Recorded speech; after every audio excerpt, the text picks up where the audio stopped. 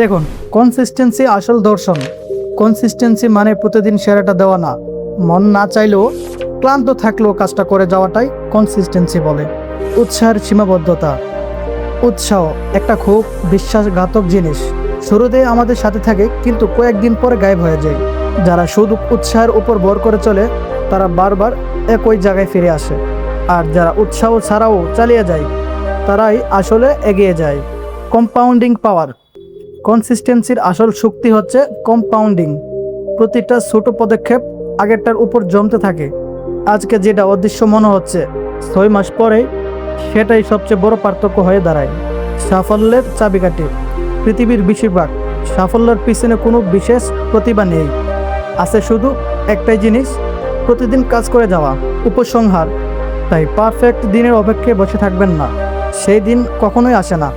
কারণ শেষ পর্যন্ত রেস জিতে সে না যে সবসময় দ্রুত দৌড়েছে, রেস জিতে সে যে থামেনি।